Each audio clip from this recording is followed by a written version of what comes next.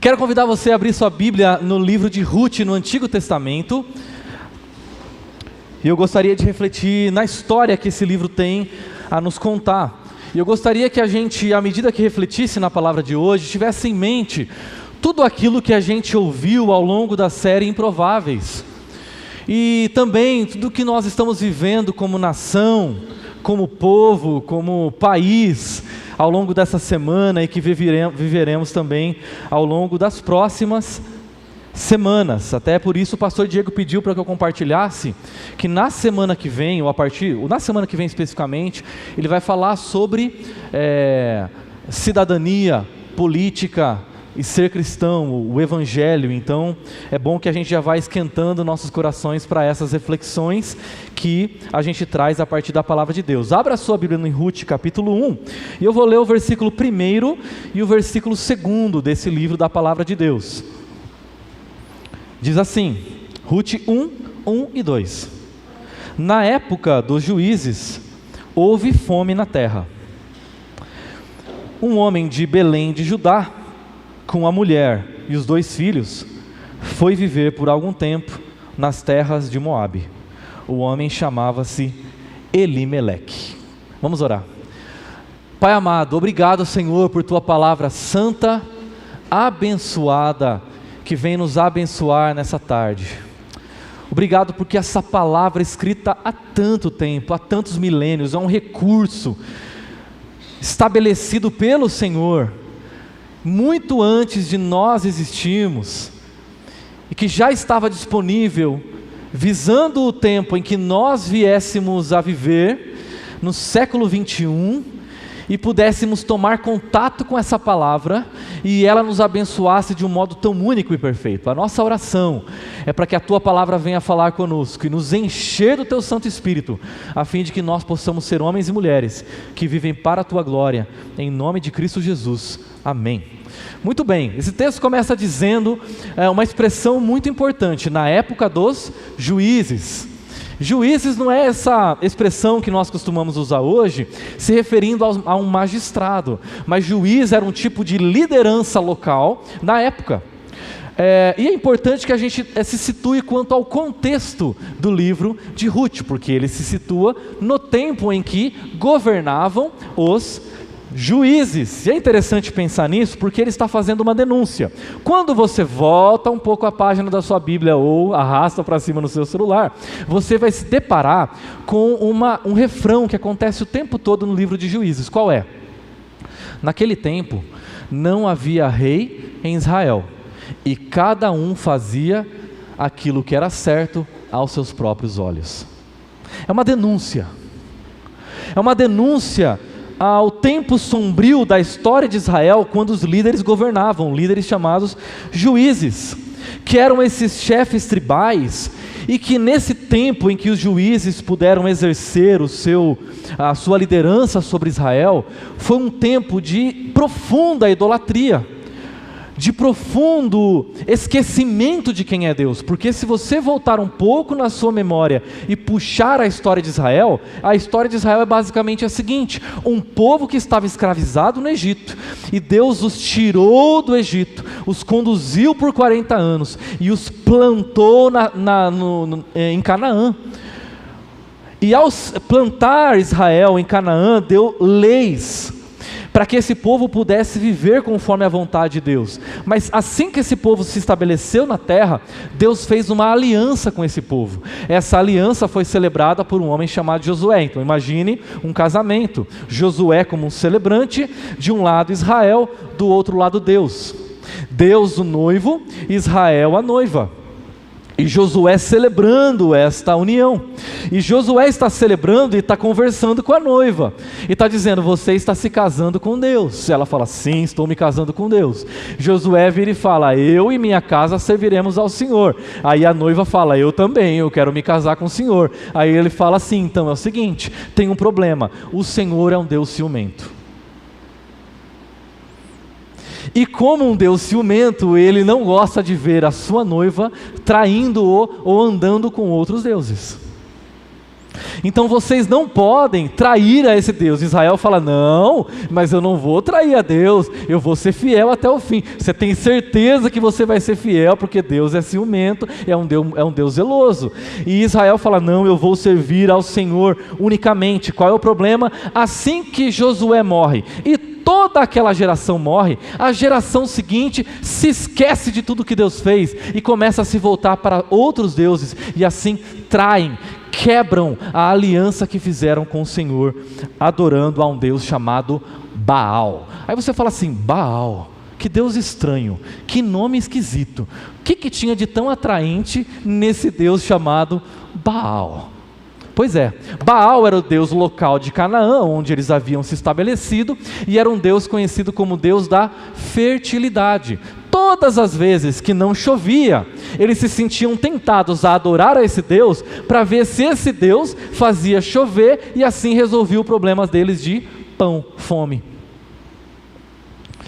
Então imagina, não chove em Campo Mourão, qual é o Deus dessa terra? Baal. Vamos orar a ele e adorá-lo para ver se ele resolve o nosso problema. Só que tem um detalhe, que não é tão detalhe assim. Como é que Baal era adorado? Existiam prostitutos e prostitutas cultuais. Então você se deitava com uma dessas prostitutas no templo, para ver se estimulava o Deus Baal a fazer por você o mesmo que você fez por ele: inseminá-lo. Para ver se esse Deus fazia por você o que você fez por ele: fertilizá-lo.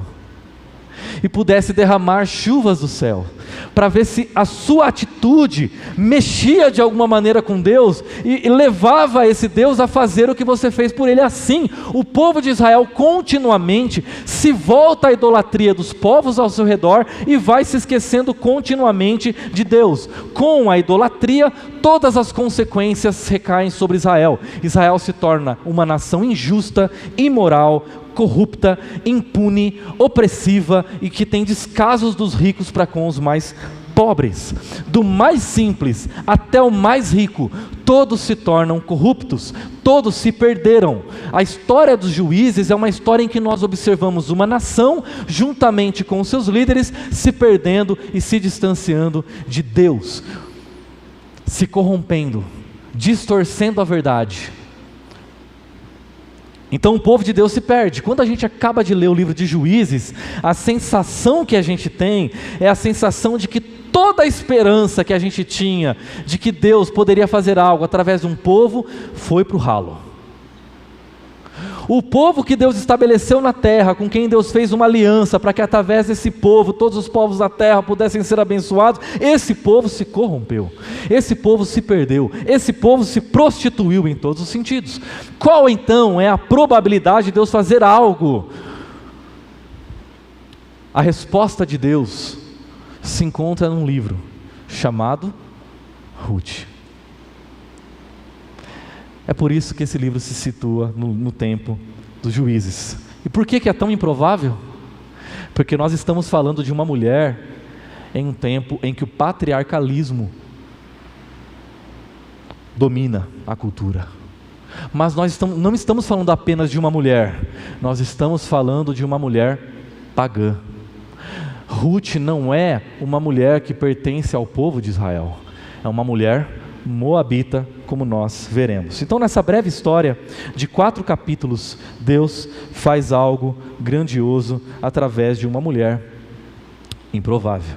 Olha lá, versículo 1 diz assim: que um homem de Belém, de Judá, com a sua mulher e os 2 filhos, foi viver por algum tempo nas terras de Moabe, e esse homem se chamava Elimeleque. Aqui tem uma improbabilidade muito grande. Qual é? A palavra Belém, que você conhece pelo lugar onde Jesus nasceu, significa casa do pão. Casa do pão. Então, na casa do pão não tem pão. Elimeleque sai de Belém e vai para a terra pagã de Moabe, para ver se lá ele encontra o que na sua própria terra não tem: pão. Elimeleque é um nome esquisito, você não daria para o seu filho, porque ele é estranho, mas ele significa algo muito profundo. Elimeleque significa Deus é rei. Imagina, Deus é rei. Imagina que você tivesse esse nome, e todas as vezes que alguém falasse com você, falasse: Deus é rei, vem aqui que a gente quer trocar uma ideia com você. Deus é rei, vem para cá. Você viu o que o Deus é rei fez? E todas as vezes que alguém falasse o seu nome, era lembrado de que Deus é rei. Incrível, fantástico. Mas olha que interessante, ele sai de Israel, ele sai de Belém e se move a uma terra pagã, movido pelo quê? Por um propósito? Não, por necessidade. Quando a gente se volta para a história de Israel, a gente vê que é a história de um povo que começou com Abraão e Sara, um casal que saiu de uma terra pagã e se moveu para Canaã, movidos por um propósito. Mas aqui nós temos um casal que saiu do seu posto, que deixou o seu posto e se moveu para Moabe, movidos por uma necessidade. Elimeleque não se deixa ser movido por princípios, mas por necessidade, e ele vai para Moabe. Aí você fala assim: tá, o que tem de tão ruim em Moabe? Deixa eu contar para vocês um pouquinho da história de Moabe. Hoje tem muita história. Moabe é uma terra que recebeu o nome de um homem que nasceu de um incesto de uma filha com seu pai, a filha mais velha de Ló, com o pai Ló. Dali nasce Moabe. E Moabe dá nome a uma nação. Essa grande nação que se torna Moabe, assim que o povo de Israel está adentrando a terra prometida, o rei dessa nação levanta profetas para amaldiçoarem Israel. Então Moabe, além de ser filho de um incesto, Moabe é uma terra, é um povo que amaldiçoa Israel e o Deus de Israel, e é para onde Elimeleque, Deus é rei, se move por necessidade. Interessante, ele não se move por um princípio, ele se esquece de quem ele é, para pensar naquilo que ele precisa. Você já tomou decisões baseadas não em princípio, mas em necessidade? Você já tomou uma decisão pragmática, em que você se esqueceu de quem você é, você se esqueceu do nome que você carrega, e você foi movido pelas suas entranhas, movido pelo seu ventre, movido por um desejo interior, e se esqueceu do nome que você carrega sobre você? É interessante que aqui, quando ele se move pelas necessidades, ele se rebaixa a um nível animal, porque são os animais que não têm princípio e que se movem de acordo com o seu ventre, que se movem de acordo com a sua necessidade. Então esse homem vê a economia do seu país, a economia da sua cidade ruindo, e o que ele faz? Tô fora, eu é que não fico aqui, esse lugar aqui está indo de mal a pior, eu vou cair fora, eu vou livrar a minha cara. Então ele faz parte de uma nação que Deus escolheu para ser um referencial, mas ele abandona o seu posto. É aquela pessoa que pensa: essa família está ruim, esse trabalho está ruim, esse casamento está ruim, essa vida está ruim, então eu vou embora. É aquela pessoa que olha para o seu país, que olha para a sua cidade, que olha para o lugar em que está, e que se esquece de quem é, se esquece de quem foi chamado para ser, se esquece de ser um referencial, se esquece da bondade de Deus, se esquece que o Senhor é fiel o tempo todo, mesmo quando as coisas não estão boas como eu gostaria que estivessem, e então se move por necessidades, se move por um pragmatismo, e faz aquilo que está no seu coração. Eu acho interessante que essa semana, uma semana muito especial, 7 de setembro, uma semana em que eu creio que todos nós aqui, por alguns instantes refletindo sobre os 200 anos da nossa pátria, a gente é tomado por um patriotismo, né? A gente vê lá as quadrilhas de fumaça. Eu lembro quando eu via as quadrilhas no céu, né? Os nossos tanques, né? Não são tanques assim, né? Mas são uns tanques que a gente tem andando, uns desfiles, né? As crianças batendo, a gente vê as pessoas de verde e amarelo, às vezes a gente vê as pessoas se reunindo, se juntando, toda uma comoção, e pensando: 200 anos de Brasil, 200 anos de Brasil, quanto tempo, ao mesmo tempo uma nação tão pequena. E acho que a pergunta que a gente é levado a fazer nesse momento é a seguinte: será que nós de fato amamos o nosso país, ou nós amamos o que o nosso país tem a nos oferecer?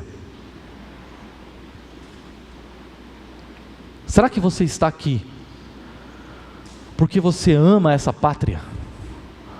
Porque você entende que foi colocado aqui com um propósito? Porque você carrega um nome que está acima de todo nome, e este nome te colocou aqui para ser luz e sal dessa terra? Ou será que você está aqui simplesmente porque está sendo bom para você, está sendo cômodo para você? Eu sou apaixonado pelo hino do Brasil. Eu lembro, assim, a gente vê quando uma pessoa está ficando velha, quando ela fala assim, no meu tempo. No meu tempo, quando eu era criança, a gente ia para a escola, e na escola ensinavam a gente a cantar o hino brasileiro. Eu não entendia bolhufas do que eu estava cantando, mas eu aprendi a amar o hino. Quantos aqui são apaixonados pelo nosso hino? Maravilhoso, é um hino maravilhoso, é um hino profético, é um hino profético. Eu gosto muito daquela expressão que diz assim: Brasil, sol iluminado ao sol do novo mundo. Que expressão maravilhosa. A pessoa que escreveu essa poesia, um país, uma nação que seria iluminada ao sol de um novo mundo. O que ela estava olhando, o que ela estava vendo quando ela viu o nosso país? Ela estava olhando para mim, ela estava olhando para você, ela estava olhando para esse continente que nós somos, e estava vendo, eles são um novo mundo.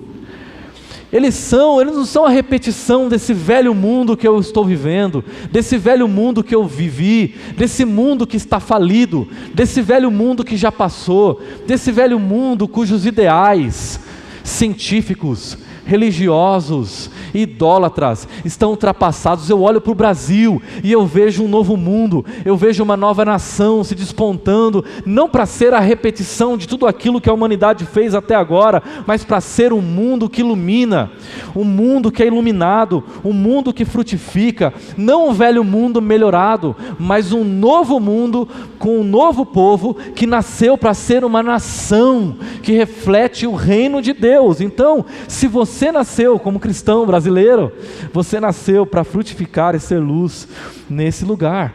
Nós carregamos um nome, Deus é Rei. Nós carregamos um nome, Cristo, o nome que está acima de todo nome. Nós não podemos nos mover pelo nosso ventre, não podemos tomar decisões baseados em fome, em necessidades. Nós não somos animais, nós somos movidos por um propósito: Cristo ser visto através de nós neste lugar, nessa cidade, nesta região, neste trabalho que você está, os filhos que Deus te deu, a família que Deus te deu, o bairro, o país que Deus te deu. Então algumas pessoas permanecem no país, mas permanecem por comodismo. Outras pessoas saem do país, mas saem para resolver um problema delas. Nós somos chamados para ser solução. Esse lugar aqui é um saleiro, que toda semana Deus dá uma chacoalhada, então joga no mundo, para salgar a terra, e fazer diferença onde nós estivermos. Eu gosto desse texto que ele continua, olha lá, versículo 2. Esse homem se chamava Elimeleque, e a mulher dele se chamava Noemi. E seus dois filhos, Malom e Quilion, nomes meio estranhos, não dei o nome deles para os seus filhos. Eram efrateus de Belém de Judá, chegaram a Moabe e lá ficaram em Moabe. O que aconteceu em Moabe, versículo 3? Morreu Elimeleque, marido de Noemi, e ela ficou sozinha com seus dois filhos. Esses dois filhos se casaram com mulheres moabitas, uma mulher chamada Orfa e a outra chamada Ruth. Aqui a Ruth apareceu, a moabita, depois de terem morado lá por quase 10 anos. Então morreu Elimeleque. Então é aquela velha história, né? Nada está tão ruim que não possa piorar um pouquinho mais. Então eles já estão fugindo da fome, foge da fome, se depara com a morte, a coisa piora. Então eles têm esses dois filhos que se chamam Malom e Quilion, e é muito importante a gente prestar atenção no nome, nos nomes aqui, porque além desses nomes serem feios, Malom e Quilion, eles significam duas coisas bem feias. Malom significa enfermidade, Quilion significa fracasso. O que está no seu coração? Não, vamos lá, gente. O que está no coração dos pais que nasce o filho e fala assim: fracasso, vem aqui. Como é que essa criança cresce com um nome desse? Como é que é a autoestima de uma criança que se chama enfermidade, doença? Então, eles já carregam um estigma desde o berço, provavelmente, porque esses pais, especialmente esse pai, se esqueceu de quem ele é. E quando as coisas começaram a ir de mal a pior, ele falou: quer saber, esses 2 filhos aqui, doença, fracasso, perdição, isso é uma perdição, você não tem futuro. O coração de um homem que se amarga, isso é, gente, para a gente ver como é, quando a gente se esquece da nossa verdadeira identidade e o tipo de decisão e de coisas que a gente começa a fazer. Esses filhos se tornam órfãos e começam a viver sem perspectiva, começam a viver sem propósito. E detalhe, eles estão vivendo em Moabe. Eles estão crescendo em Moabe. 10 anos já que o pai deles, Elimeleque, faleceu. E eles então se casam com mulheres moabitas.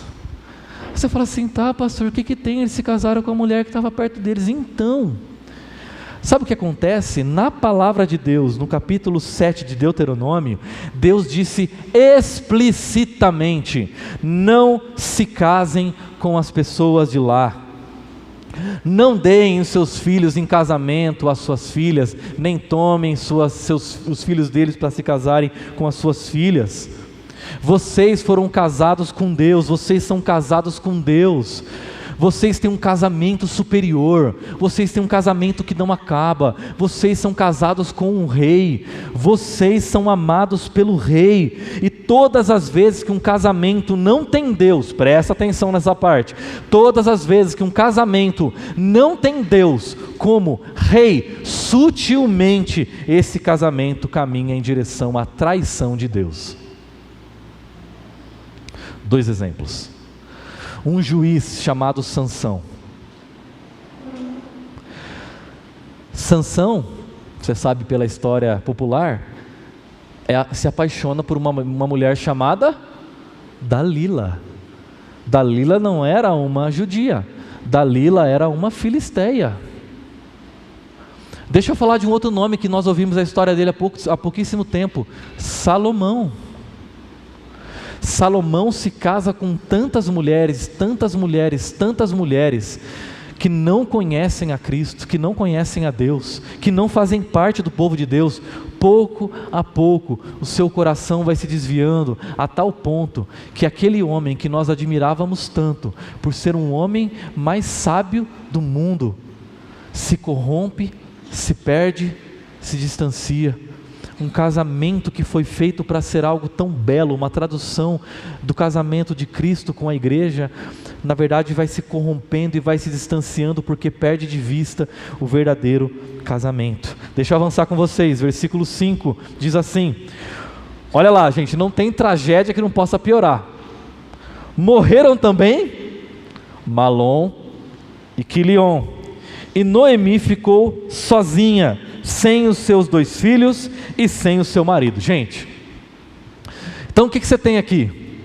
Uma mulher que perdeu o marido e que perdeu também os 2 filhos, e esses 2 filhos eram casados com 2 moabitas que agora estão junto com a mulher Noemi. Então você tem uma viúva e uma órfã de filhos, que não tem nome, né? Quando você perde filho não tem nome. Então você tem uma órfã de filhos e você tem essa viúva, essas 3 mulheres. E aí a Noemi descobre que Deus, o Senhor, abençoou a casa do pão com pão.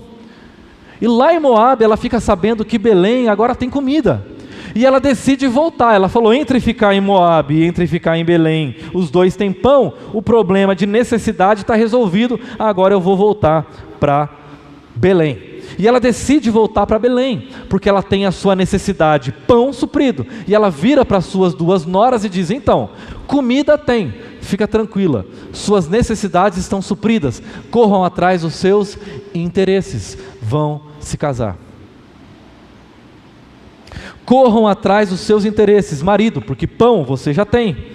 Então no caminho ela começa a se despedir dessas duas noras, ela se despede de Orfa, e Orfa não quer ir embora, mas Orfa ora, a Orfa chora, e elas se despedem e vão embora. Orfa de volta para os seus deuses em Moabe, e Ruth caminha tentando despedir, ou melhor, Noemi tentando se despedir de Ruth, e Ruth, essa moabita, não quer se desfazer da sua sogra. Vocês ouviram a frase que eu acabei de dizer? Pois é, e essa mulher Ruth, essa moabita, tem um amor tremendo por sua sogra, que ela não quer seguir o conselho da sua sogra, ir embora, ficar em Moabe. E ela recita um dos poemas mais belos da palavra de Deus, versículos 16 e 17. Olha só o que Ruth responde para Noemi: Noemi, não insistas comigo que te deixe e que não mais te acompanhe. Aonde fores, irei. Aonde ficares, ficarei. O teu povo será o meu povo, e o teu Deus será o meu Deus. Onde morreres, morrerei, e ali serei sepultada. E que o Senhor, olha que ela usa o nome do Deus de Israel, me castigue com todo rigor, se outra coisa que não a morte me separar de ti. Uma mulher extrema, eu arrepio toda vez que eu leio esse texto, uma mulher extremamente decidida, resoluta, que toma uma decisão que a Noemi crente não foi capaz de tomar, que representa para a crente aquilo que a crente não conseguiu representar, que transcende as necessidades do pão, que transcende os interesses de marido, e que decide resolutamente seguir a sua sogra por onde quer que ela fosse, que demonstra um amor que em Israel não se conhecia. Olha que coisa mais improvável que acontece nesse texto. Todo o povo de Israel, o povo de Deus, se corrompeu, e quando o povo de Deus se corrompe, do mais simples ao mais poderoso, Deus levanta um pagão, Deus levanta uma pagã para representar para o seu povo aquilo que o seu povo não consegue representar: improbabilidade. Se cuida, porque se eu e você não representarmos para essa cidade o que nós fomos chamados a representar, fica tranquilo, Deus vai levantar, e vai ficar feio para a gente, e vai ficar feio para nós. Essa mulher demonstra um amor, uma convicção transcultural. Gente, presta atenção, ela supera a barreira cultural, barreira linguística, barreira sanguínea, barreira de hábitos, de comidas, de costumes. Ela tem um amor supracircunstancial, porque ela diz: não importa o que aconteça, não importa se vai ter problema. Tanto é que muita gente usa esse texto em casamento para dizer assim: do mesmo jeito que Ruth amou sua sogra, eu vou te amar, não importa, na doença, na pobreza. E olha que coisa louca, tantas vezes as pessoas hoje têm dificuldade de dizer isso para o seu cônjuge, para sua esposa, para o seu marido, e nós temos aqui uma moabita pagã dizendo isso para sua sogra: não me importam as circunstâncias, eu estarei com você todo o tempo. Um amor atemporal. Eu acho maravilhoso o que acontece aqui, porque Ruth, de certa maneira, representa aquilo que nós conheceremos apenas com a igreja de Jesus Cristo. Pessoas que se amam, pessoas que se reúnem sem o fato de terem alguma coisa provável de semelhante.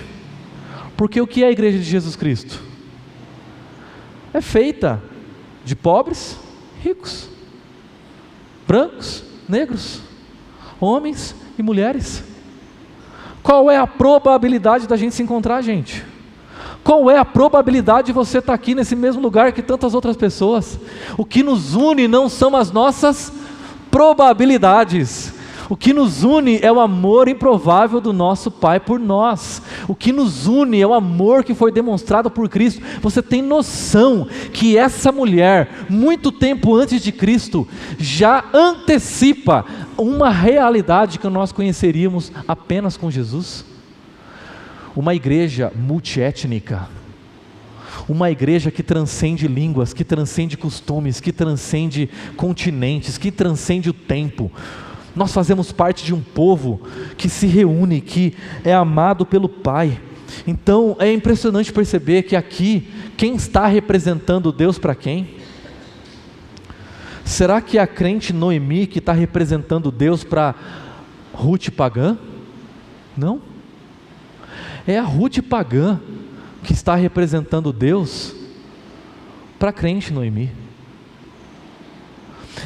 É a Ruth pagã que está representando Deus para essa mulher que conhece Deus por familiaridade, mas não por intimidade.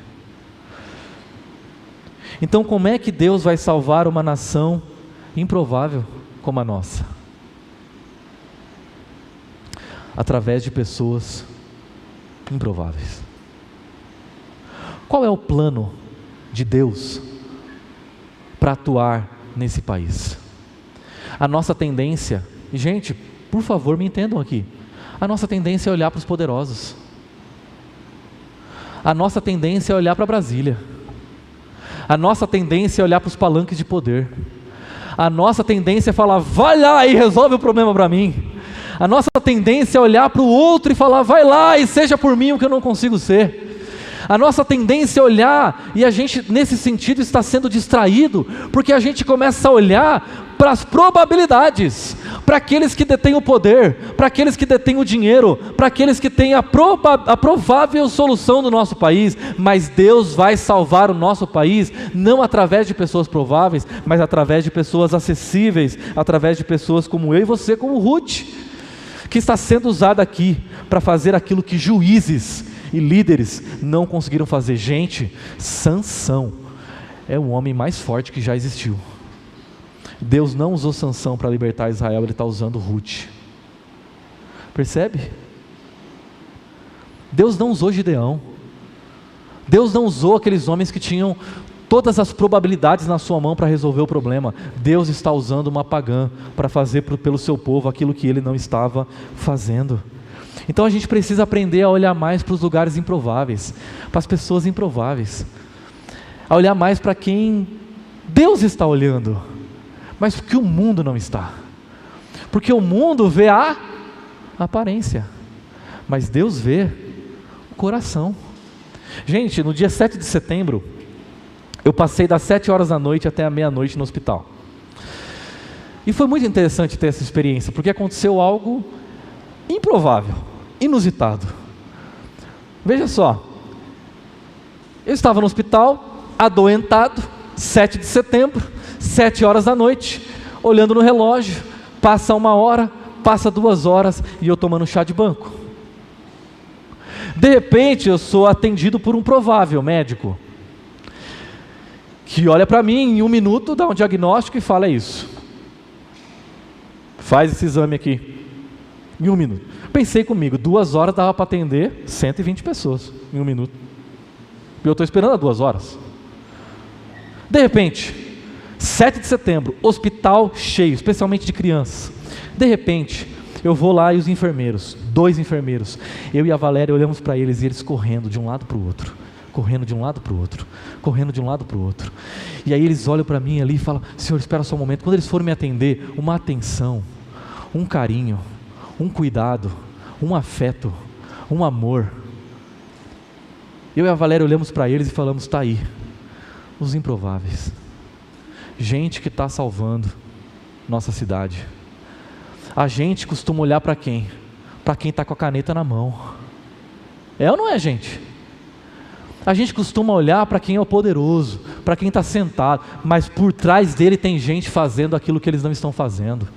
Quem move esse país, quem sempre moveu esse país, não são aqueles que estão sendo fotografados.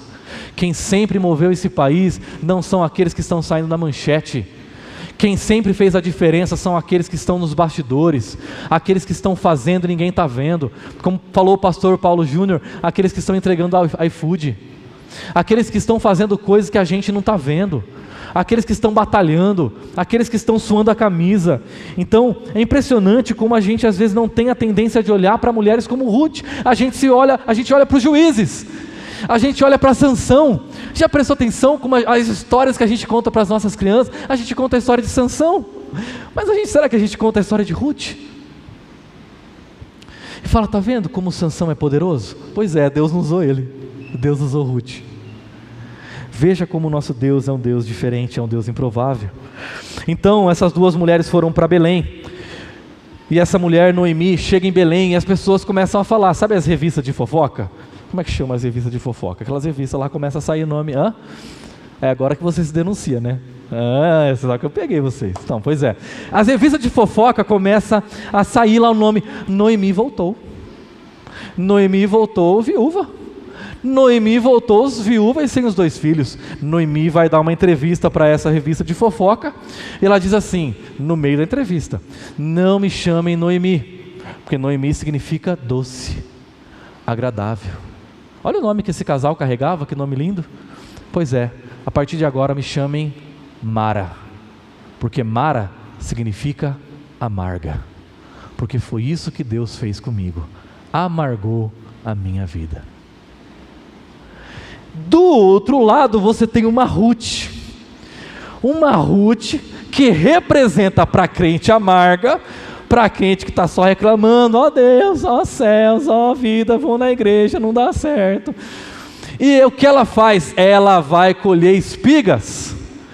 A Ruth levanta cedo e, como uma improvável que ela é, vai no meio do milharal e começa a colher espigas. E ela está se apoiando em uma lei que Deus havia instituído para Israel, dizendo o seguinte: vocês são um povo justo, e o que vocês vão fazer? Quando o necessitado estrangeiro estiver entre vocês, vocês vão cuidar deles. Então, você conseguia descobrir de longe se um latifundiário era cristão, era crente, levava Deus a sério. Por quê? Porque a propriedade dele, nos arredores os milhos não eram colhidos, para que nos arredores os necessitados pudessem passar e colher o trigo. Quando os empregados, quando os funcionários desses homens estavam colhendo espigas e uma espiga caía no chão, a lei de Deus dizia: não pegue, deixe no chão, porque algum estrangeiro, algum necessitado vai vir e vai pegar. Aí você fala, então, mas tem um problema, Israel não tem mais nenhum justo.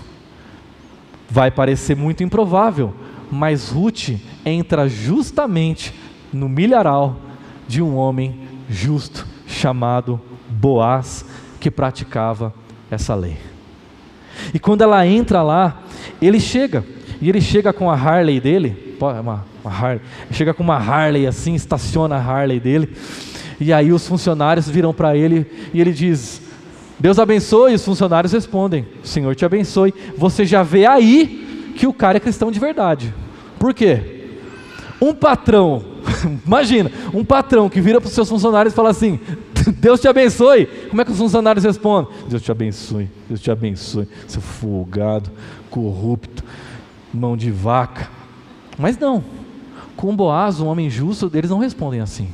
Eles respondem: o Senhor te abençoe. E você vê aí que Boaz era diferente. Os funcionários dele gostavam dele. Quando os funcionários gostam de um patrão, é que esse patrão, ele é justo. E é isso que acontece. Eles falam: o que essa moça está fazendo ali? Ele vê a Ruth pegando espigas, colhendo espigas.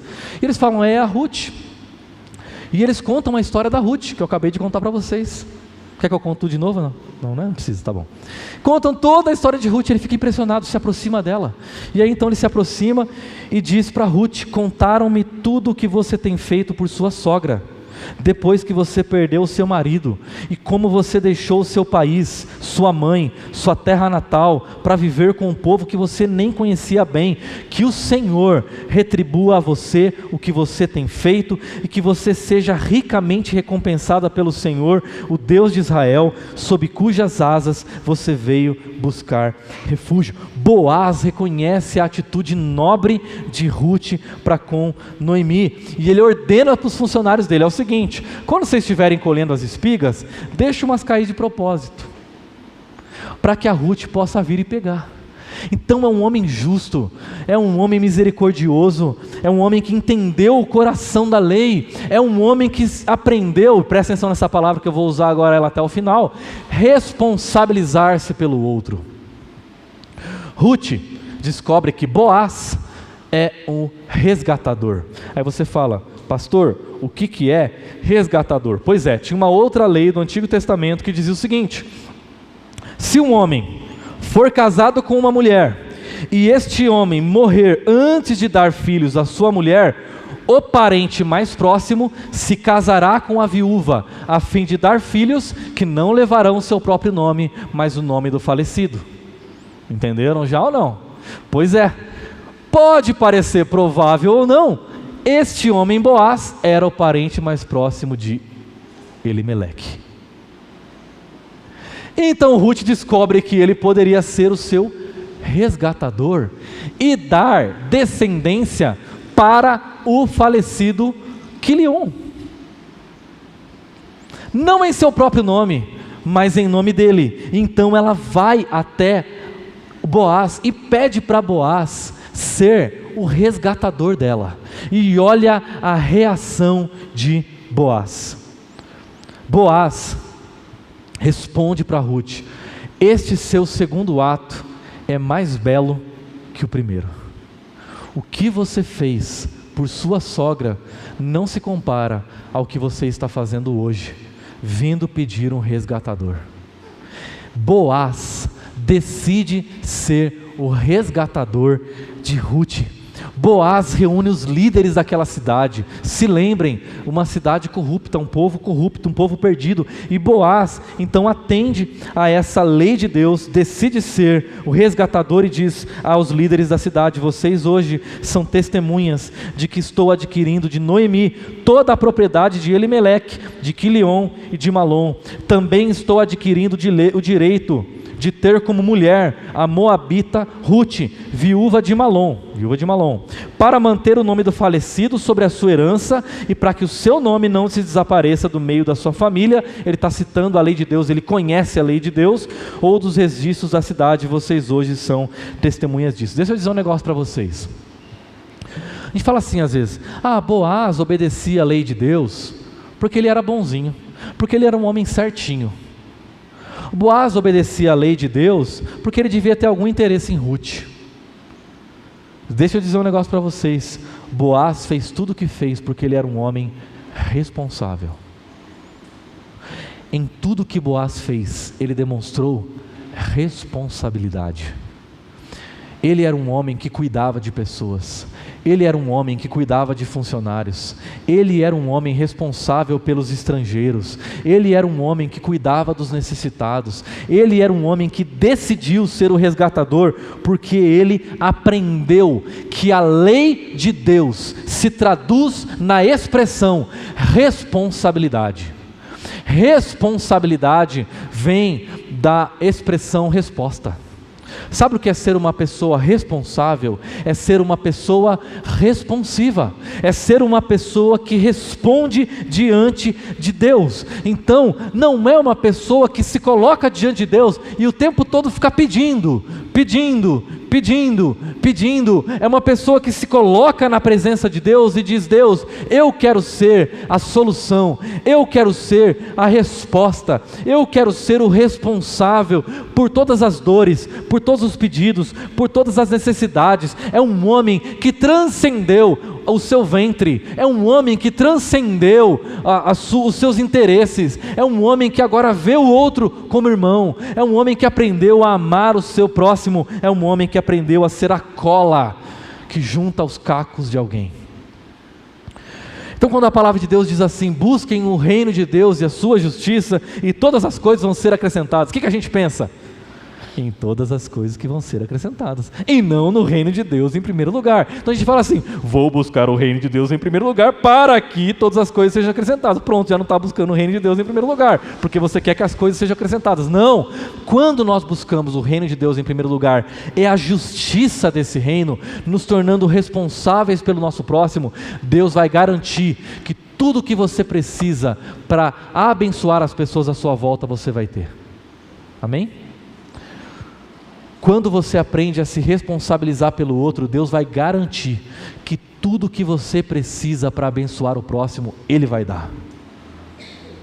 Ele vai suprir. Ele vai oferecer. Por isso que Boaz é sinônimo de responsabilidade. Eu achei muito especial isso, porque essa semana no nosso PG, o nosso líder, que é o Lincoln que está aqui, fez uma pergunta no final do PG. Ele fez uma pergunta que deve se lembrar, que ele disse assim: para os seus filhos, o que você espera dos seus filhos? Qual é a nossa tendência quando a gente ouve esse tipo de pergunta? Qual é a sua esperança para os seus filhos? O que você espera da próxima geração? O que você gostaria de formar na próxima geração? A nossa tendência sempre é a responder a partir das nossas carências. Eu espero que seja uma pessoa muito competente. Eu espero que seja uma pessoa muito bem sucedida. Eu espero que seja uma pessoa que seja reconhecida. Mas quantos de nós estão dispostos a responder: se tem alguma coisa que eu quero ensinar para o meu filho, é que ele seja responsável. Se tem algo que eu quero que os meus filhos entendam, é responsabilidade. Eu quero que eles aprendam a olhar para os seus amigos da escola e a se responsabilizar por eles. Eu quero que os meus filhos, quando veem alguém sofrendo bullying, eles se responsabilizem, tanto pelos que estão fazendo bullying, quanto pelo que está sofrendo. Eu quero que o meu filho, quando algum dano aconteça, quando alguém caia, ele seja o primeiro a assumir o dano. Eu quero que o meu filho aprenda a se responsabilizar por aqueles que estão sofrendo mais. Então, é impressionante que a gente às vezes pensa assim, tá, e essa é a nossa carência falando. E se ele for famoso? E se ele for reconhecido? E se ele tocar no Rock in Rio? Pensamos nós na nossa carência, na nossa infantilidade. Ele deve dizer a mesma coisa que Jesus disse quando ficou famoso. O que Jesus disse quando ficou famoso? Ele olhou para aquela multidão. Imagina a multidão do Rock in Rio. Vocês estão imaginando? Eu estou. E disse: eu vejo um povo como ovelhas sem pastor. O que estava no coração de Jesus quando ele disse isso? Eu seria o pastor delas. Percebe? Quando tem um monte de gente seguindo a gente no Instagram, você pensa nisso? Serei o pastor. Se você tem muita gente, se você tem respeitabilidade, se você tem influência na sua área de atuação, você pensa que é responsável pelas pessoas que seguem você? Pelas pessoas que gostam de você? Pelas pessoas que curtem você? Você pensa que as suas atitudes refletem sobre elas? Aí uma outra coisa passa no nosso coração: e se meu filho apanhar? Surgiu essa questão, não surgiu? E se meu filho apanhar na escola? Como é que ele vai fazer? Porque sabe como é que é, né? A gente não é de... Jesus disse, o espírito está pronto, mas a carne é fraca. A gente vai ensinar os nossos filhos a fazerem a mesma coisa que Jesus fez quando apanhou. Gente, o que Jesus fez quando apanhou? Se responsabilizou por aqueles que estavam batendo nele. Orou por eles. Então o que nós vamos ensinar os nossos filhos a fazerem? A serem responsáveis, mesmo por aqueles que o agrediram, mesmo por aqueles que o odiaram. Sabe o que a gente pensa, gente? Nosso pior medo em relação aos nossos filhos. Vamos ser sinceros, gente. Vamos abrir as cartas. Nosso maior medo é que os nossos filhos sejam pobres. Nosso maior medo é que os nossos filhos não sejam reconhecidos. Nosso maior medo é que eles sofram falta de pão. Esse é o nosso maior medo. Mas não deveria ser. O nosso maior medo deveria ser que eles se tornem irresponsáveis, porque sabe o que é pobreza? É irresponsabilidade. Sabe o que é pobreza? É eu preocupar apenas com meus direitos. Sabe por que a igreja brasileira é pobre? Porque a igreja brasileira só sabe fazer uma coisa: reclamar seus direitos. E os nossos direitos? Gente, nós deveríamos estar fazendo o quê? Abrindo mão dos nossos direitos. O que Jesus fez, o nosso Senhor, abriu mão dos seus direitos. E a gente se tornou pobre, porque cada vez mais a gente está se apegando àquilo que a gente deveria largar. Já parou para pensar se acontecesse isso que Boaz fez, se nós aprendêssemos a fazer? E se todas as pessoas que passassem pela sua vida, você aprendesse a adotá-las? E se as pessoas que entram lá na sua loja, que passam pelo seu escritório, que passam pela sua vida, que entram na sua vida, parentes, a sogra, amigos, colegas de trabalho, e se você adotasse essas pessoas, o que aconteceria no mundo? Eu vou responder para vocês e eu vou fechar com isso. Aconteceria um milagre. Sabe por que aconteceria um milagre? Eu vou dizer para vocês por que aconteceria um milagre. Boaz se casou com Ruth, e eles tiveram um filho. Esse filho se chamou Obed. Aí você fala assim, e? Obed teve um filho que se chamou Jessé. E? Jessé teve um filho que se chamou Davi. Percebe como Deus usa pessoas improváveis para resgatar um povo improvável? Percebe como Deus pode fazer milagre quando a gente se responsabiliza pelo outro?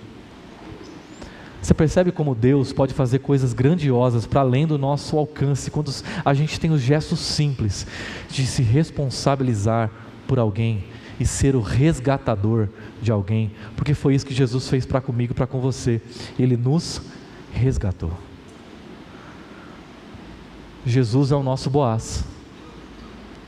O Boaz que olhou para a gente perdido e decidiu nos amar, e decidiu nos salvar, e decidiu nos redimir, e decidiu através de nós gerar filhos, e fazer de nós um grande povo, de pessoas responsáveis umas pelas outras. Amém? Como já não se bastasse tantas histórias, eu vou fechar com mais uma história, de um homem chamado Gabriel Joaquim dos Santos. Vai aparecer a foto dele aqui. Esse homem que viveu no século, está aqui, 1892 a 1985. Eu estou colocando a foto dele aqui por causa do seguinte, eu estou falando do Brasil, da nação. Esse homem aqui, alguém já tinha ouvido falar dele? Não, né? Pois é, anônimo, improvável, um brasileiro, filho de uma índia, com um escravo. Esse homem aqui aprendeu a ler com 36 anos, e ele era um ex-escravo que trabalhou nas salinas lá da região do Rio de Janeiro, e ele escreveu um texto depois que ele aprendeu a ler, a escrever, a respeito dessa casa que ele construiu com as suas próprias mãos, a respeito dessa casa que ele talhou com as suas próprias mãos, e ele chamou essa casa de Casa da Flor. E olha o que ele fala a respeito dessa casa especial. A minha casa nasceu dos meus sonhos, dos sonhos que eu tenho, uns já no sono, outros pouco antes de pegar no sono. Eu pensei em fazer essa casa do nada, mas ela é cercada por um muro feito de cacos, potes, jarras, tijolos e telhas. O primeiro bordado que eu fiz na parede dela foi na minha cama, que também eu fiz. Mas antes mesmo de terminar a parte de dentro, eu comecei a embelezar a parte de fora. A inspiração continuava a vir do sonho, e hoje a Casa da Flor está pronta. Ela é revestida de cacos, cacos de telha, caco de vidro, caco de pote, caco de prato, caco de cerâmica, e eu quero que ela fique aí, e eu quero que ela nunca se desmanche, a chuva bata nela, mas ela fique como ela é, uma sempre viva. As flores, elas iam aparecendo nos meus sonhos e na minha imaginação, e eu ia fazendo cada uma dessas flores com caco de garrafa, com caco de prato, com caco de telha.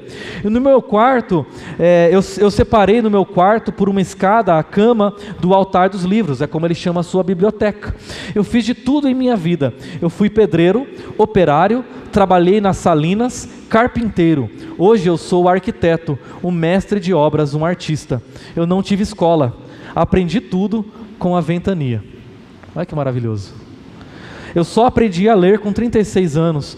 Foi um menino, meu vizinho, que me ensinou as letras. Depois que eu estudei a cartilha com ele, pude ler a Bíblia. E eu comecei a anotar num caderno os pedaços dela que mais me impressionavam. E a gente reclamando de não ter tempo para ler a Bíblia. Vivo sozinho na casa da Flor.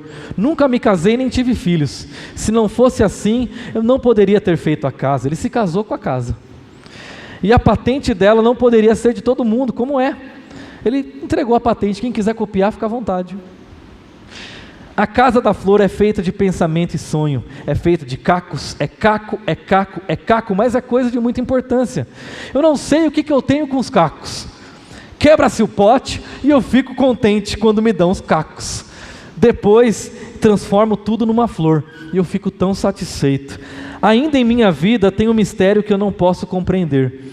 Para que é que eu ia querer uma jarra nova? Da jarra comprada eu não preciso, isso não tem graça. Eu quero é os cacos, porque dos cacos faço as coisas que os outros admiram. Aqui em Cabo Frio, ele morou no Rio de Janeiro, tem palacete, tem casa, mas é casa tudo organizada, é a força da riqueza.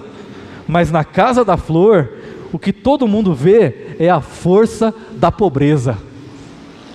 De noite eu acendo a luz, eu me sento nessa cadeira e olha, cria, eu vejo tudo prateado, eu fico tão satisfeito, eu mesmo fiz e eu mesmo fico satisfeito, vendo tudo quanto é caco, transformado em beleza.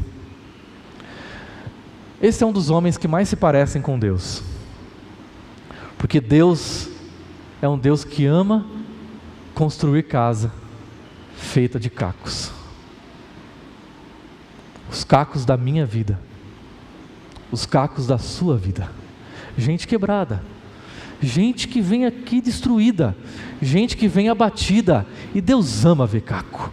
Quando Ele vê um jarro novo, Ele fala, está muito certinho, eu gosto mesmo é do caco, eu gosto mesmo é de fazer casa de gente quebrada, porque eu vou lá e embelezo, e eu gosto de entrar nessa casa, e eu olho para essa casa que eu mesmo fiz, e tudo prateado. Você sabia, gente, que foi a Babilônia que inventou o tijolo? E o tijolo, ele é assim, é bloco atrás de bloco, tudo igual. Mas Deus, ele gosta de construir casa feita de caco, porque cada uma das nossas histórias é uma história única, uma história singular, uma história que foi quebrada de um jeito único, e que nessa casa de Deus tem o seu lugar. Aqui você tem o seu lugar, aqui você tem um espaço, que os seus cacos se encaixam perfeitamente para fazer parte dessa casa. Amém? Vamos orar. Deus, obrigado, Senhor, por ser um Deus que faz beleza do caos, um Deus que cria amor da violência, um Deus que faz nascer vida de quem já foi dado como morto, um Deus que faz sucesso a partir do fracasso e saúde através da enfermidade, um Deus que é rei, um Deus que é agradável, um Deus que nos ama, um Deus que nos surpreende. Obrigado, porque o Senhor nos colocou nessa cidade para sermos o seu milagre, e esse milagre só acontece quando a gente aprende a se responsabilizar pelos nossos irmãos perdidos. Nos ajude, Senhor, a ser o milagre de alguém, que a partir dessa igreja, que a partir desse lugar, nós sejamos homens e mulheres, que como Ruth, como Boaz, fazem parte junto com seus cacos, dessa casa maravilhosa, que está sendo construída para Jesus Cristo morar. Obrigado, Senhor, pela vida de cada pessoa, cada caco que vem aqui, que o Senhor junta e que o Senhor coloca na tua casa para embelezar essa casa onde o Senhor mora. Nos ajude, Senhor, a participar dessa história maravilhosa que o Senhor está construindo em nossas vidas e através das nossas vidas. Nós oramos em nome de Cristo Jesus. Amém.